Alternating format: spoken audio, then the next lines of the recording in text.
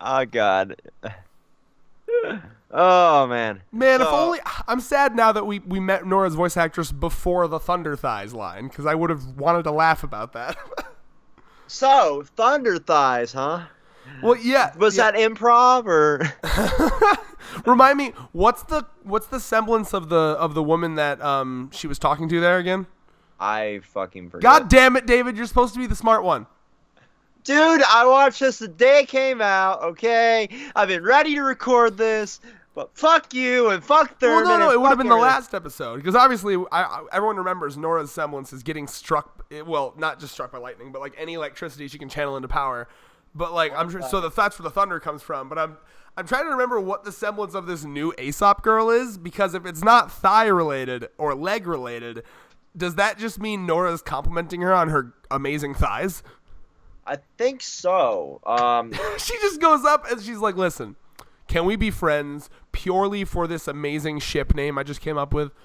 I don't even know. I've known you for 30 minutes, but I thought of a great ship name for our friendship. I'm popping up all of them right All right, now. you do that. Another thing I have to talk about while you're doing that, but I want you to be in full attention when I'm talking about it, so you fucking hurry up, bitch. Oh, her semblance is called Roots. Oh, is she the one that like stuck her legs to the ground? So powerful thighs. Is that the joke? Yeah, I guess so. Sure, we'll take it. But the other thing, though, and I really need your thoughts on this. Penny is so fucking funny. And, like, remember, I'm so proud that Penny was always my favorite character, right? I'm not just going to be like a hipster, like, oh, I always liked Penny. You know, now people are going to be crawling back to Penny. No. Penny. This bitch loved Penny when I knew him in college, Yeah, okay? Also, yeah, thank you, David. Sticking up for my Penny hipsterness. No, like, she's just reminded me. This entire episode reminded me why Penny was my favorite character, and is now back to being my favorite character. Like, first of all, don't underestimate. Let's just not slip past that joke of like Ironwood being like, so like, you know, eat some cake, I guess. So that she's like, your speech outros are improving, sir.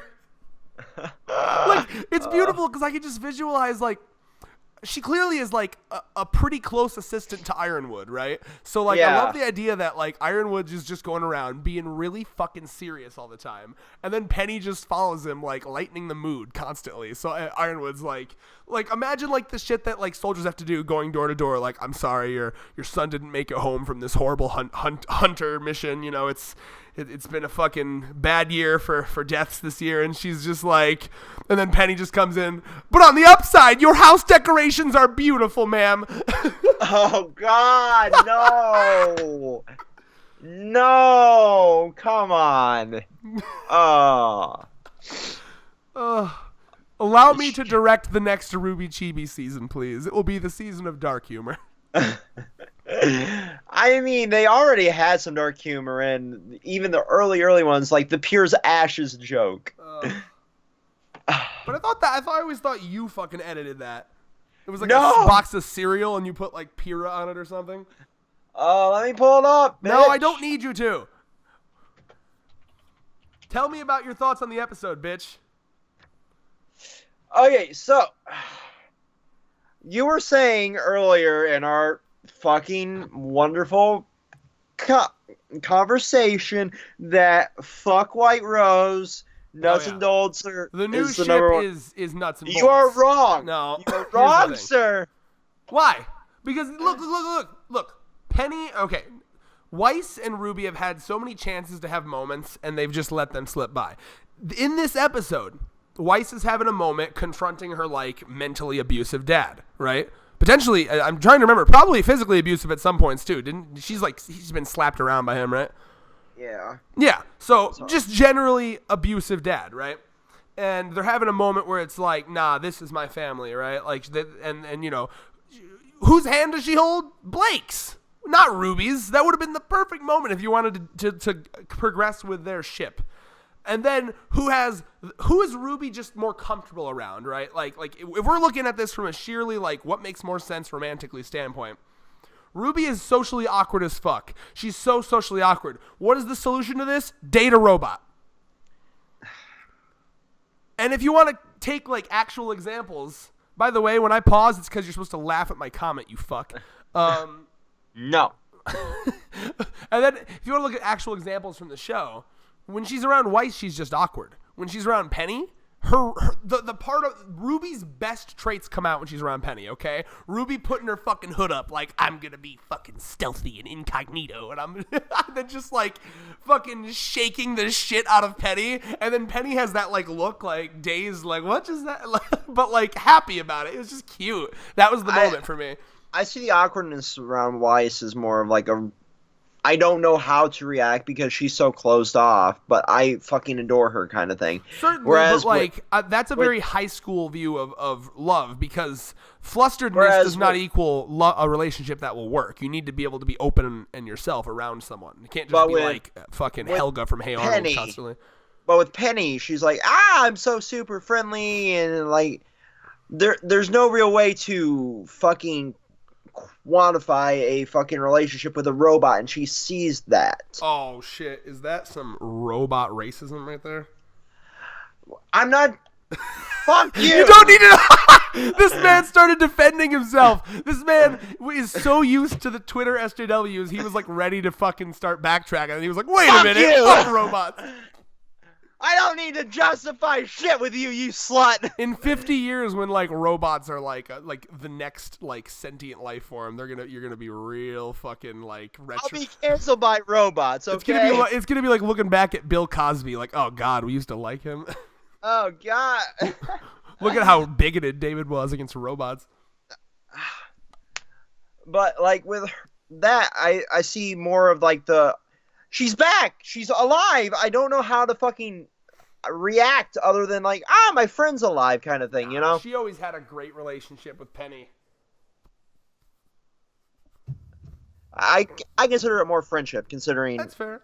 I mean, everything that they've been through. She watched her die. Right. For fuck's sake. Well, I mean, we'll see. You know, like we'll agree to disagree on that, but like I think that I just personally like Ruby better, and I know that if I was Ruby. Did I say Ruby? I meant Penny. If I was Ruby, I would choose Penny. That's just me. So. Also, she's just consistently hilarious. And, like, what Team Ruby is getting so much better at is, like, their visual comedy. So, like, completely wordless comedy. So, like, when Ironwood's giving them that speech, and we'll get into, like, them getting their licenses in just a second, but, like, when Ironwood's giving them that speech, and Penny just starts bouncing out of excitement, and then fucking Winter tries to hold her down, and it's like a slightly muffled bouncing noise. Yeah, it definitely. They have been improving in a lot of things right now, so that's really good. I hope they continue to improve and, justify the shit shows that were 4 and 5. Sorry if you liked 4 and 5. You are wrong. Nora, voice actress. You are wrong. But we love you. Oh man! But goddamn, I just want to get right into the meat of this fucking episode, the meat and potatoes of this episode. Bananas! I had to do my one per video. Listen, one day Nux will one day notice us. Senpai will notice us. Mm-hmm. But goddamn, the fact that they consider getting their licenses trivial at this point is so fucking beautiful. That makes total sense. Yeah, I mean, I would too. In fact, I did watching it. I was like, okay, it is a nice moment. Because it kind of takes you back to Beacon and what this show used to be about. And, like, it had a very My Hero Academia vibe in the beginning, you know? Like, My Hero Academia, before My Hero Academia was My Hero Academia. But, like, that used to be the goal. Like, graduate, become huntresses, yada, yada. And basically, I think they've realized through their experiences that it really is just a title. You know, it really doesn't change shit. They've been through more shit than most hunters and huntresses ever will, you know? Exactly. Already. Like, oh. Yeah, they're already top tier. I don't know about power scaling wise, but they're definitely top tier in terms of experience and like the missions that they're going on. And that's one of the things I love about this episode is that, and I'm so happy they're doing this because like Team Ruby here is really excited. Well, I guess Team Ranger now. They're really excited about like being able to go back to basics. Like, oh my god, like normal missions where the fate of the world isn't at stake. Yes, please. They're so pumped. They're like, yes, and I'm so happy about that. Yeah, definitely. So with fucking John gets stuck, to babysit, and John gets to fucking escort a fucking child. No, multiple children, I think. And fucking the rest of them were like, ah, yay, we get to go hunt this creature. It sounds so fun. Like, I'm so happy that they're taking the time in the middle of this season while all this crazy plot shit's going down to kind of return to, like, the fun slice of lifeiness. That's something that biggest advice I can give to any writer is never lose that aspect of slice of life, okay? Because RWBY Volume 4 and 5, in fact, there was a slight dig. I don't know if this was like a self-burn on Team RWBY's part, but like when RWBY was like, let's explore, and they were like, we just explored everywhere. We walked from here to there. That was exploring. And then RWBY was like, yeah, but that was the boring parts. And was that like a self-dig? I kind of think so. I think it was something like realizing everybody hated the just standing around and talking. Yeah, and like I love that even though there's a lot of plot shit going on, you know, like take a page out of My Hero Academia's book, right? Like you have the arc of big old plot stuff, but then you always have a good 10 to 15 chapters of just them having fun, living life, going to class, you know, and those chapters are important because those are the chapters that make you fall in love with the characters, you know, and you don't get opportunities like RWBY putting her hood on and saying incognito, or them eating cake, or, you know, Yang taking selfies with Blake excitedly, and you know, like you don't get those opportunities if they're constantly in the field, you know, and a life or death scenario. So like they figured out the balance better, I feel, and I'm really proud of them for that. I'm absolutely fucking proud of them. I just sent you a clip if you want to edit it up when I do the standing around and talking thing. But yeah, God, everything in this season so far has been absolutely perfect. From the self digs to the fucking to all the new introductions to the fact that Penny's back to everything is starting to fall back into place with this fucking season. But what I really, really, really like, and I don't know if you noticed in the background of the mission board. Oh boy. What was it? All of the fucking shit on the back. It's literally just an updated version of the mission board from Beacon. It's like a new operating system running the. Well, yeah, she was like, board. It's an app now. It's so fucking. It fits when you think about it, because their communication network is down. Right, so, yeah, that makes sense. So they would have to have their own way of fucking doing things, and what better way for the fucking, pun intended, beacon of technology that is Atlas to have their own fucking app to do missions through. Good pun. Good pun. So with that, I wonder if that's what they're going to integrate to everything else now once they launch this fucking satellite. And just basically spread Atlas tech throughout the fucking world.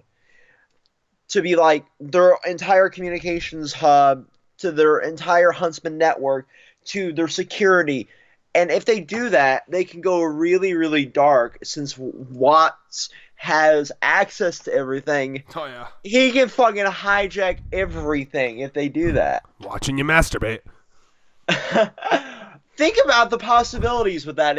If everything goes south here, with them creating their own apps to fucking do missions, he can fuck with everything. Watts just becomes the NSA.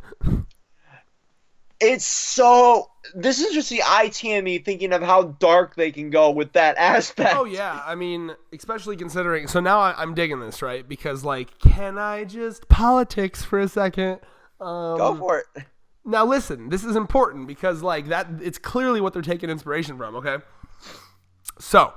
what you have here is you have Ironwood, who, flawed as he is, the more I'm seeing him, the more it's clear that he does care for the people, right?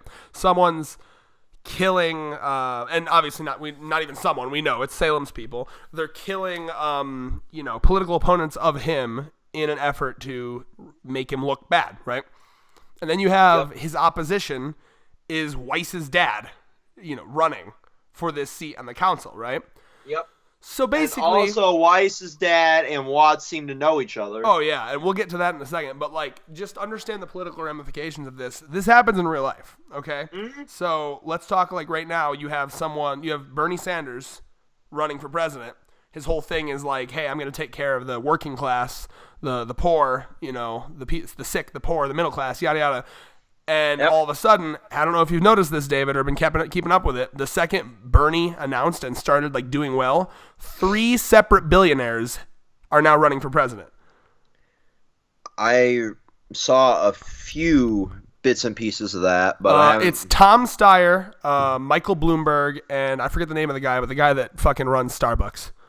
I saw Bloomberg was running. I So knew it's of basically there's a the Starbucks problem. idiot. There's a problem in the world, and that is that you can basically just buy notoriety. So like if you're that rich, you can just basically like buy legitimacy. Like, oh hey, look, I'm rich. Talk about me. Oh, I can buy all these ads. You know what I mean? And this is what we're seeing Weiss's dad do. His name is Jacques, right? Jacques, or what is it? Jocks. Yeah. Like fucking John Tron's bird. What the fuck? Yeah.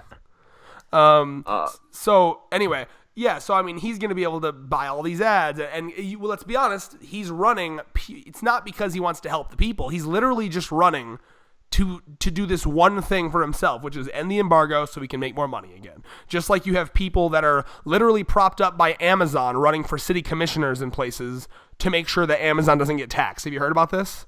Nope. Oh yeah, there was a person running as a democratic socialist, and Amazon poured millions of dollars into defeating them. Luckily, they still barely won, but like Amazon does this. They'll just like pour like a bunch of money into into candidates where that they just kind of say like, hey, go in there, do whatever you want, as long as you just make sure we don't get taxes raised on us, and we'll fund your entire campaign. Well, that's crooked as shit. Oh yeah, yeah. So that's what I love about this, because it is just Jacques being like, oh, I just want to win so I can end this embargo and then like have my money back. And what I love too, there's a line that is so rich capitalist scum of him, which is like, I would have laid off all these workers already if I didn't want their vote. I was like, God, that's a good line. I mean, when you think about it, that fits his character because yeah, he doesn't give a so much fuck. sense.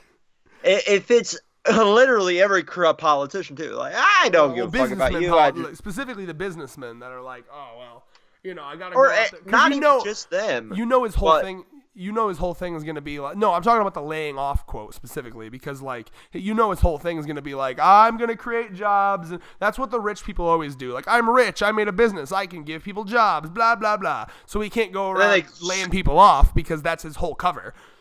But I mean, after that, they just slowly whittle out fucking jobs that are competitors to whatever their backers are. But yeah.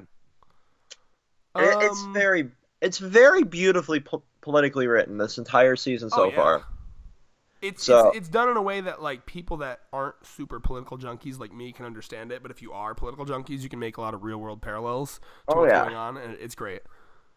Any more thoughts on what happened in this episode? How about do you want to talk about the Watts stuff? With him being in bed with Papa Schnee, Colonel Sanders himself. It's very interesting to see how he'll start manipulating everything, because we had the one commenter, point out like they're manipulating the votes, and now you see how they're kind of doing it by just assassinating everybody that's against fucking Ironwood, to be like, yeah, look, Ironwood's corrupt, vote for this guy. Mm-hmm. Well, it looks like they're going to do a multiple, like, if they're also hacking, it's like, it looks like they're going to do a multi-tiered attack. Like, Tyrion, you make him look corrupt as fuck by murdering people. I'll literally hack it as much as I can. Yada, yada, yada, And when you really think about the implications of them thinking that Watts was dead, it all starts to make sense. Like, he disappeared simply so he can start reverse engineering all the code. He can start working for Salem behind the scenes and start slowly enacting her fucking plan. Right, because people would assume, the only guy that understands this OS is dead, so we can use it and not have to worry about it, yada, yada. Yeah, it makes so much sense. It does. So, like, everything that they've started early on in the series is starting to come to a head here, which kind of, when they said that, I think it was like 2 or 3 years ago that they had at least 10 volumes written. So I think so. So now that we're in volume 7, it makes sense that they're starting to wrap everything together. But at the same time, now that it's so fucking big that you've got essentially a multiverse. I don't think they're going to end at volume 10. I think they just said, like, we could do at least 10 is how I took that. Yeah, I don't think they're going to end it, especially also, it's a cash cow, and let's be honest, if any company seems like the company that would stretch some shit out for money, it's Rooster Teeth. I'm sorry. You're not wrong. Like, look how long they've milked Minecraft. Buy that merch. Okay, let's not put them to the Paul brothers level. Bro. They haven't reached that scummy yet. They fucking put out merch before the episode's even out, man. I was trying to forget Nomad and Nowhere existed, okay? They pre-make the merch. It makes sense from a shareholder I perspective know. to make Fuck it. the shareholders. But don't advertise it until you know the show is going to be good or successful. Yeah. But yeah, with that multiverse that they made, I definitely don't see them ending it at 10 volumes. But if they are wrapping up the Salem stuff, or at least the Salem's Goon Squad stuff here, I'm curious how much longer they're going to have Salem as the big bad before they pull fucking Naruto here and be like, you thought Madara was the big bad. Somehow I doubt. I mean, unless the only thing... See, they've really blew their load with Salem. I don't see anyone being above Salem other than the literal gods of darkness and light. But, like, I don't see them fighting. Wait, that's it. That's the answer. We're going to be fighting see gods. that would be such a shark jumping. I would hate it. Is it any different than Bleach, Red? I hated that, too. You can't deny that comparison, though. Oh, yeah. I mean, there's definitely some correlations between Bleach and RWBY, especially how the weapons transform and shit. Although one's magic and one's mechanical with a little bit of magic. With a little bit of magic. You had to have that in there. Sprinkling the little semblance dust. Or not semblance dust. Well, yeah, semblance is also magic. What was I going to say? One last thing I wanted to talk about was the kind of hinting at what the fuck happened to RWBY's mom, Summer. Yeah, it was interesting. Implying Ozpin didn't even Ozpin seemed shocked. So like, I wonder. I'm obviously. Is this one sin that does not fall on Oz's shoulders? Hopefully, for his sake, Jesus. I don't know. I mean, I wonder if that's gonna be like. I think he's fucked up enough. Yeah, there's never like just a parent in one of these shows that just like died in a dumb way. Like, oh no, she just fell down some stairs. Like, no, she fell down some stairs and cut her head off on her scythe. Oh God.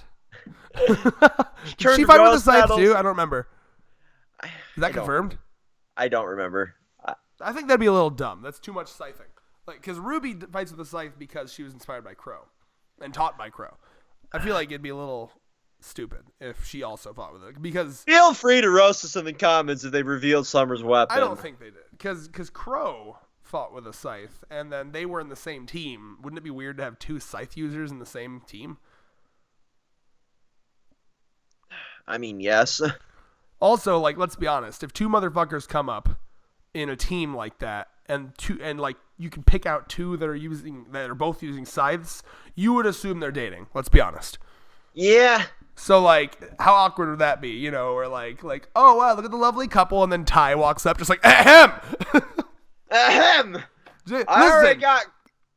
Crow has not cucked her yet. Or cucked me yet. What's the proper verbiage of that?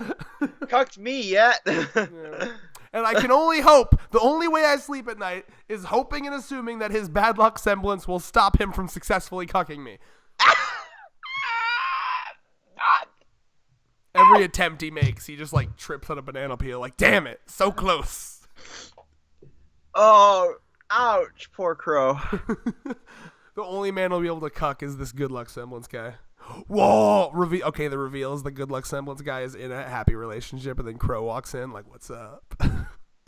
Oh, dude! I just thought the good luck semblance guy could be like Saitama, where like everything goes right for him, and he just wants to feel again. And then Crow could like bring him back down to normal with the fucking bad luck semblance, and then like he's like, "Oh, I'm sorry, no one can make me feel like this guy." Got it. Oh. So predictions. Crow orgy episode next time. Nani the fuck? Oh, come on. We have to have a couple chaos moments. It was a little too normal. I had to spice it up a bit. So. Yeah, predictions. Yeah, go ahead. You predictions. Next episode, obviously, we'll be having the missions. We'll have some cute little slice of life moments. Yes, and give me their fucking normal ass mission time, and Penny better go along with one of them. No. What do you mean no? Fuck you. Let me Penny- enjoy my penny. Penny gets decapitated by her swords that she used for fucking cake cutters. I need to look up gender bend Penny cosplays. This motherfucker's going to Granny Con as Penny. I kind of want to. Like, do you realize, as a guy, there's so many RWBY characters I want to cosplay, but, like, I'm a big old burly dude, like, so it does not work. Cardin Winchester. Who? Cardin, the bully. Ugh, the worst character? Bro, watch him literally never show up again. Probably. Watch anyway. all of the other characters never show up again. I don't know. But yeah, predictions. I think we're just gonna have a nice, fun episode, and at the very end, there'll be something awful that Salem's team has done. But like, I want to see at least one kid make fun of Jean's banana hair. I must have that. I must have that. Goddamn. For me, that's peace. Final thoughts for you? Peace. Okay.